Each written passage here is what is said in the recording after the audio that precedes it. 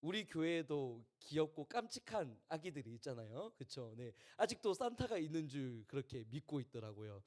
제가 최근에 듣기로는 유치부에 있는 어떤 아기가 산타를 기다리면서 막 울고 막 그랬다는 얘기를 들었는데, 이제 여러분들이 이 얘기를 들었으면은 이 사랑스러운 아기들한테 가서 산타는 이 세상에 없어. 네, 이렇게 좀 충격요법을 줄 필요가 있다는 거죠. 산타 레이저 맞으면 큰일 나. 뭐 이러면서 동심 파괴. 네. 산타가 선물을 준다는 소식은요, 사실상 알고 보면 비극의 소식인 거죠. 네. 죽음의 위협인 것입니다. 그렇다면 우리가 이 크리스마스에 기념해야 되는 것은 산타가 아니죠. 우리가 무엇을 기념해야 될까요? 바로 예수 그리스도라는 것입니다. 이 성탄절은 예수 그리스도께서 우리를 위하여 이 땅에 오신 것을 기념하는 날인데요.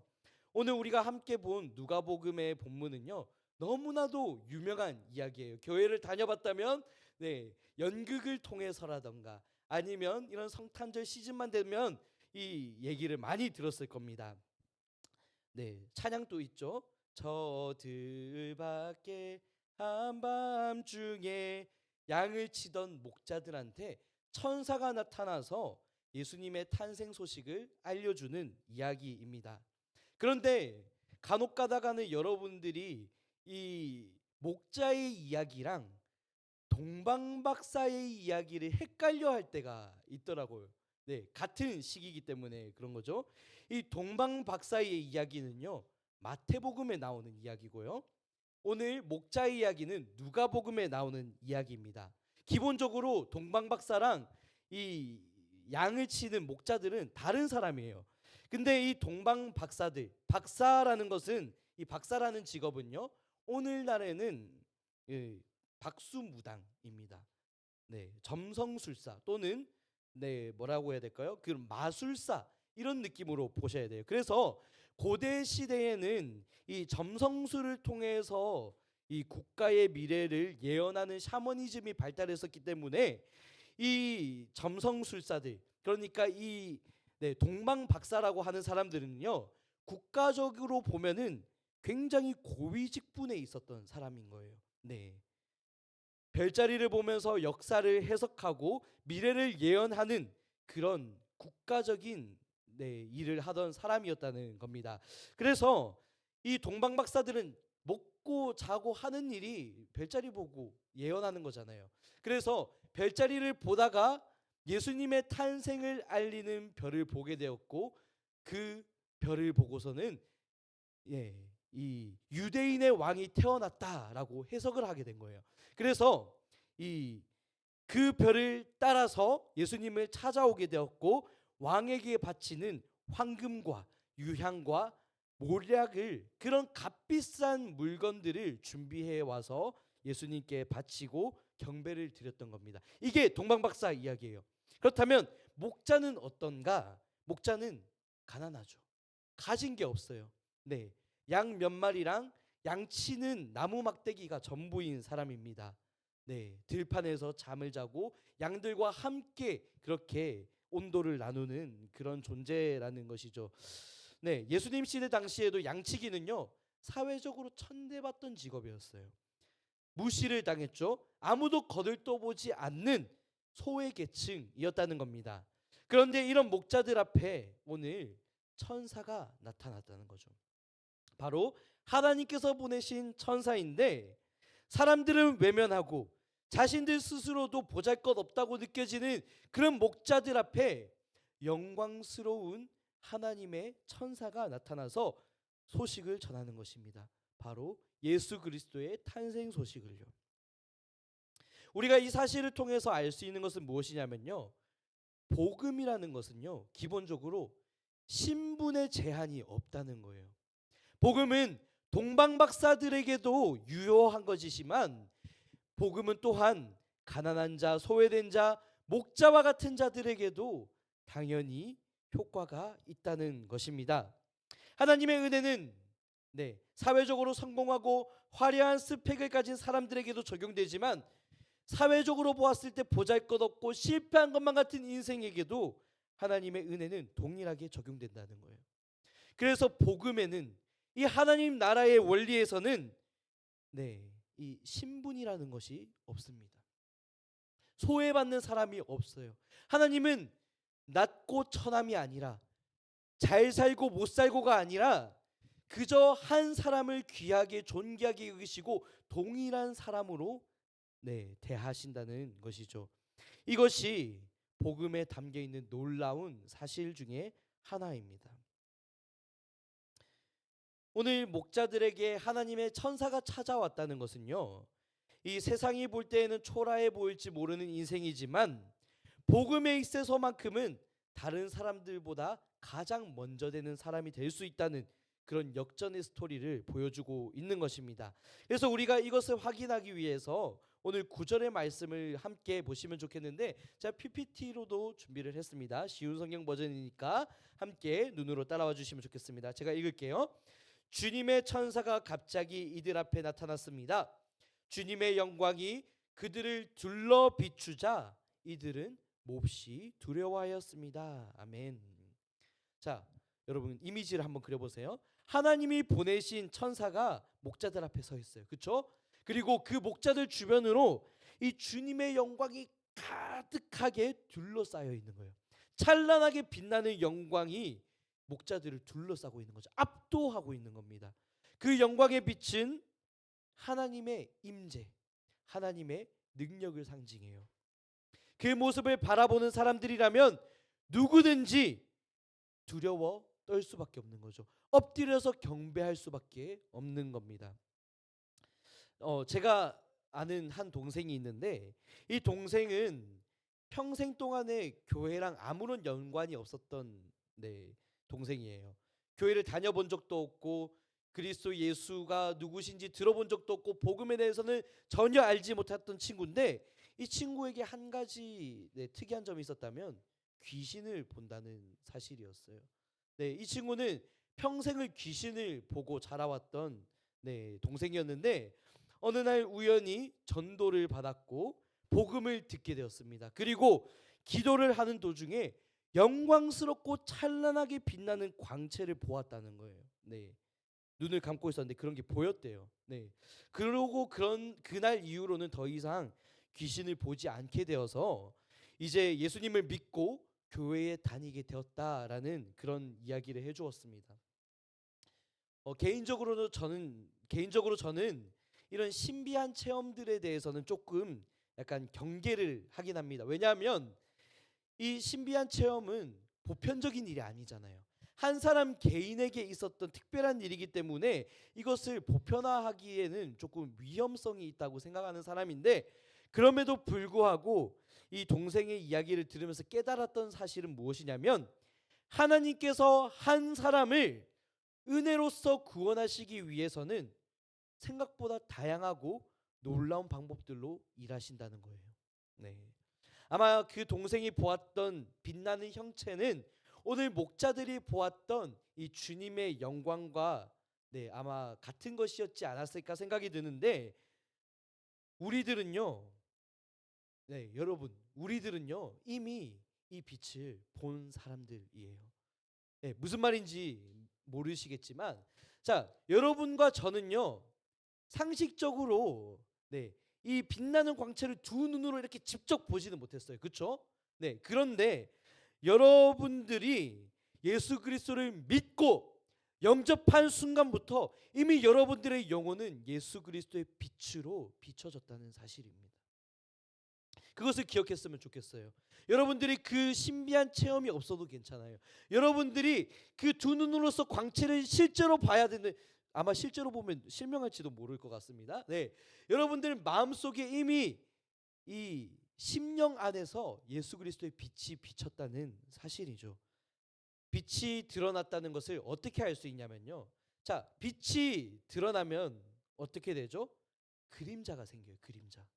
여러분 아마 뭐 실험해보고 싶으시면은 이 휴대폰에 플래시를 켜서 이렇게 밑에 손을 넣어 보시기 바랍니다. 그러면은 그림자가 비치게 될 거예요.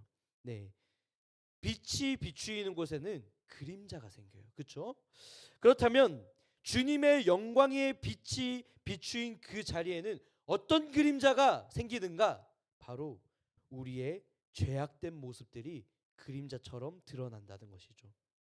그동안 알지 못했던 죄악들이 무엇인지 깨닫게 됩니다. 죄로 인해서 오염되고 비참해져 버린 우리의 상태를 마주하게 되는 거예요. 그렇게 되면 우리는 어떻게 반응하게 됩니까? 제가 죄인입니다. 나를 위해서 예수 그리스도께서 십자가에 달리셨다는 사실을 이제는 믿습니다. 나는 예수 그리스도가 아니고서는 구원받을 수 없는 사람입니다. 이것을 고백하게 되는 것이죠. 이게 우리 마음 가운데 주님의 영광의 빛이 비추었다는 특징인 거예요. 두려워 떨게 되는 거죠. 회개하지 않고는 버틸 수 없는 그런 상태가 되는 겁니다. 그래서 저는 사실 여러분들 대부분이 이런 경험을 했다고 확신을 합니다. 왜냐하면 여러분들이 지난 시간 동안에 보여주었던 모습들, 여러분들이 나누어 주었던 그 간증들, 죄의 문제 때문에 갈등하고 절망하고 눈물 흘리고 정말 예수님 아니고서는 제가 살 수 없습니다 고백했던 여러분들의 그 고백을 보았을 때 여러분들 마음속에 이미 그 빛이 비추였다는 사실입니다. 그래서 그 주님의 영광의 빛으로서 마음속의 죄악이 그 추악함이 발견된 사람들이라는 것이죠. 그런데 우리가 이런 절망적인 얘기만 하면 너무 비참하잖아요. 그렇죠? 그래서 우리에게 한 가지 소망이 주어졌는데 그 소망이 무엇이냐면 바로 10절과 11절의 말씀입니다. PPT로 준비되었습니다. 제가 읽겠습니다. 천사가 그들에게 말했습니다. 두려워 마라. 보아라. 모든 백성을 위한 큰 기쁨의 소식을 가지고 왔다. 11절은 우리 함께 읽어볼까요? 시작. 오늘 다윗의 마을에 너희를 위하여 구세주께서 태어나셨다. 그는 곧 그리스도 주님이시다. 할렐루야. 무서워하지 마라. 두려워하지 마라. 모든 백성에게 미치게 될 큰 기쁨의 소식을 전하러 온 거야. 오늘 너희를 구원하기 위하여 구세주 예수님이 탄생하셨어. 우리의 죄를 대신 지고 십자가에 친히 못 박혀 죽으심으로써 온 백성의 구원자가 되실 그 예수님이 탄생하신 날이야. 그렇게 천사가 복된 소식을 전하고 있는 겁니다. 그렇게 복된 소식이 전해지고 있는 자리에서는요, 놀라운 일이 또 일어납니다.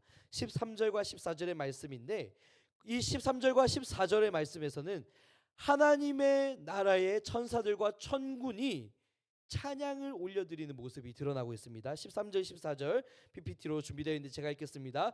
호련히 수많은 천군이 그 천사와 함께 하나님을 찬송하여 이르되 지극히 높은 곳에서는 하나님께 영광이요 땅에서는 하나님이 기뻐하시는 사람들 중에 평화로다. 아멘.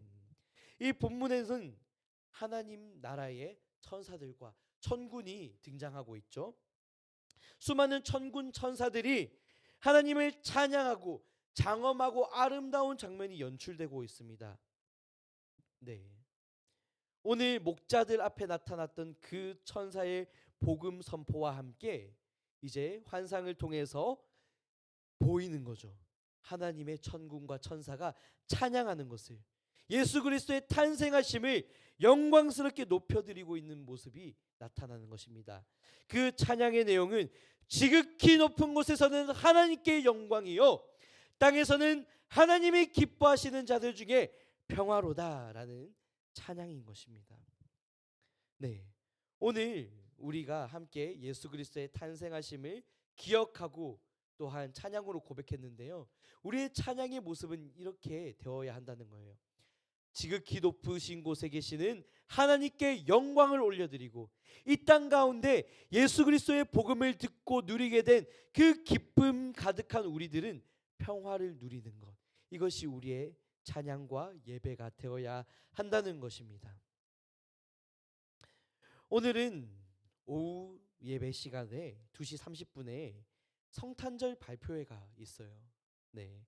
오늘 특별히 우리 청소년부에서 준비한 공연을 뮤지컬을 드리게 되고 또 특성도 준비되어 있습니다. 제가 생각하기로는 이 메시지들이 너무나도 잘 담겨 있는 것 같아요. 저는 이 시간을 통해서 지극히 높은 곳에서 하나님께 영광을 올려드리고 이 땅 가운데서 여러분과 제가 함께하는 이 예배 자리에서는 평화와 기쁨과 은혜가 가득하기를 소망합니다.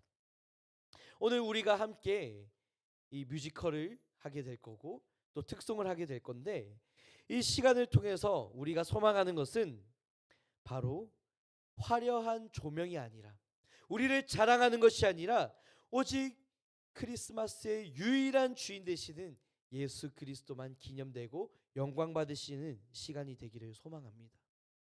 오늘 제가 깊이 있게 다루진 않았지만 오늘 말씀해 보시면 예수님께서 말구유에 누이신다는 것을 볼 수가 있어요. 자, 오늘 이 천사가 나타났을 때 목자들을 주변을 이렇게 감쌌던 주님의 영광은 찬란하고 빛나고 장엄한 영광으로 빛나고 있었죠. 그런데 정작 그 영광의 주인이신 예수님은요, 말구유에, 말밥통에 정말 보잘것없는 모습으로 누이셨다는 거예요.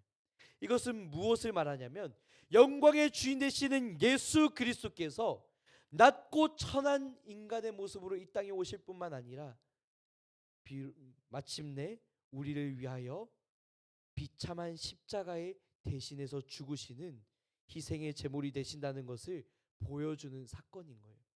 우리 예수님께서, 영광의 주인께서 그렇게까지 낮아지셨다면, 그렇게까지 겸손해지셨다면 적어도 우리가 드리는 예배는 우리 자신을 드러내는 예배가 되어서는 안 되는 거죠.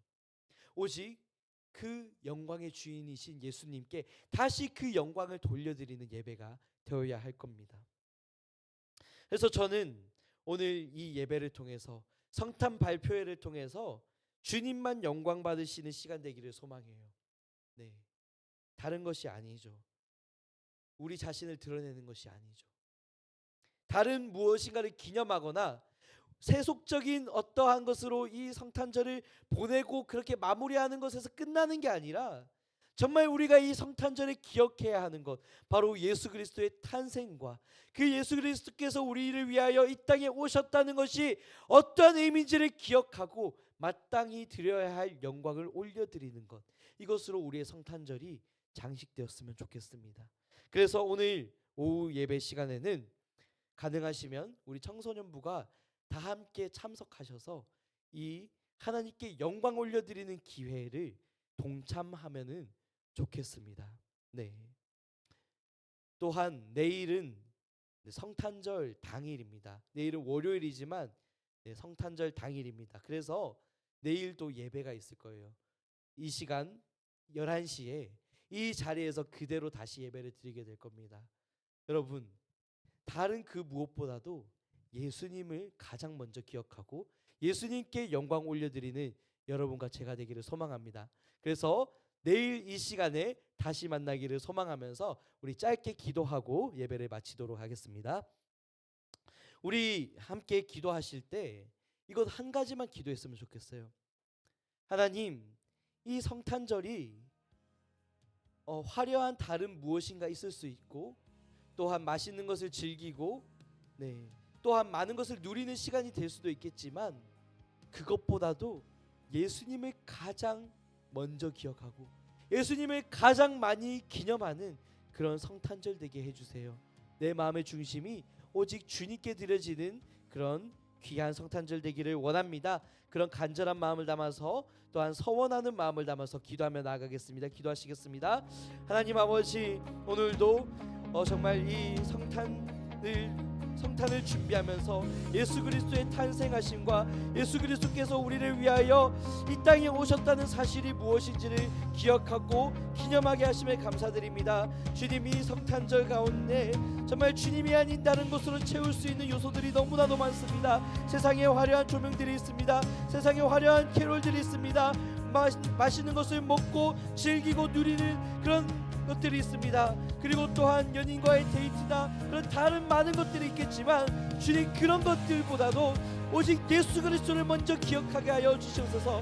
예수 그리스도를 가장 사랑하게 하여 주시고 예수 그리스도께 드려지는 아름다운 예배, 그런 아름다운 성탄절 낼 수 있도록 인도하여 주시옵소서. 그래서 주님, 이 성탄절이 오직 주님께서 기뻐 받으실 거룩한 삶의 예배로 드려지게 하여 주시옵시고, 주님 이 성탄절이 주님께서 받으시기에 합당한 그 영광을 돌려드릴 수 있는 아름다운 성탄절 될 수 있도록 인도하여 주시옵소서. 수많은 유혹이 있을 수 있습니다.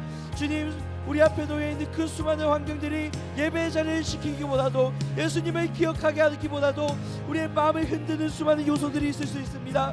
그럴 때마다 우리가 다시 한번 예수 그리스도를 기억하게 하시고 예수 그리스도를 더 사랑하게 하여 주십시고, 이 땅 가운데 낮고 천한 인간의 모습으로 오셔서 마침내 십자가에 달려 죽으심으로써 우리를 대신하여 죽으신 그 주님의 사랑을 기억하며 기념하는 그런 복된 성탄절 될 수 있도록 주님 축복하여 주시옵소서. 그러기 위하여 우리가 기도하며 서원하오니 주님의 마음의 중심을 지켜주시고 은혜로 붙들어 주시옵시고 하나님을 기억하고 기념하는 그런 시간 될 수 있도록 인도하여 주시옵소서. 하나님 아버지, 우리의 크리스마스가 화려한 조명 가운데 먹고 마시고 즐기고 누리며 또한 나의 쾌락을, 나의 욕심을 추구하는 그런 세속적인 성탄절이 되지 않도록 도와주세요.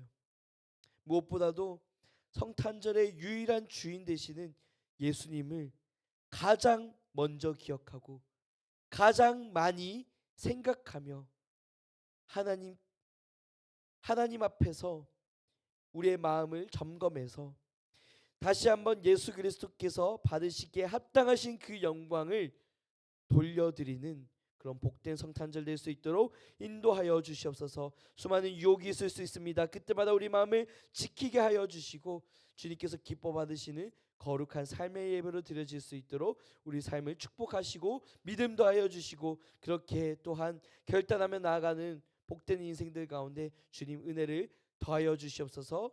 이 시간도 하나님께 맡겨드리며 살아계시고 역사하시는 예수 그리스도의 이름으로 기도드리옵나이다. 아멘. 우리 주님 가르쳐 주신 기도로 함께 예배를 마치도록 하겠습니다. 하늘에 계신 우리 아버지여, 이름이 거룩히 여김을 받으시오며 나라의 마옵시오며 뜻이 하늘에서 이루어진 것 같이 땅에서도 이루어지리이다. 오늘날 우리에게 일용할 양식을 주시옵고 우리가 우리에게 죄 지은 자를 사하여 준 것 같이 우리 죄를 사하여 주시옵고 우리를 시험에 들게 하지 마시옵고 다만 악에서 구하옵소서. 나라와 권세와 영광이 아버지께 영원히 있사옵나이다. 아멘. 네, 광고하도록 하겠습니다. 주보를 참고해 주시면 좋겠습니다. 네, 예배 후에 반별 모임이 있습니다. 나눔 포인트를 참고하셔서 다음 한 주간의 삶을 도전해 주시기를 바랍니다. 두 번째 광고입니다. 매주 예배 10분 전에, 예배 시작 10분 전에 짝기도 시간이 있습니다. 네, 일찍 오셔서 서로의 이야기를 나누며 기도해 주시면 좋겠습니다. 짝기도 시간은 10시 50분부터 11시까지 10분 동안 있습니다. 네, 많은 참여 바랍니다. 세 번째 광고입니다. 1, 2월 매일 성경 큐티를 배부합니다. 신청하신 분들은 오늘 가시기 전에 뒤에서 받아가 주시면 되겠습니다. 네 번째 광고입니다. 오늘 오후입니다. 오늘 오후 2시 30분에 성탄 발표회가 있습니다. 특별히 우리 청소년부에서 준비한 특송과 또 공연으로 섬기게 되니 여러분 많이 참석하셔서 무엇보다도 하나님께 영광 올려드리는 그런 성탄절로 드려지기를 소망합니다. 마지막 광고입니다. 내일입니다. 내일 월요일이죠. 내일 이 시간에 이 장소에서 청소년부 성탄절 예배가 드려집니다. 여러분 함께 참석하셔서 예수님의 탄생을 기념하고 기뻐하며 함께 예배하는 시간 보내면 좋겠습니다. 네, 이상으로 모든 순서 마치고 반별 모임 갖도록 하겠습니다. 수고하셨습니다.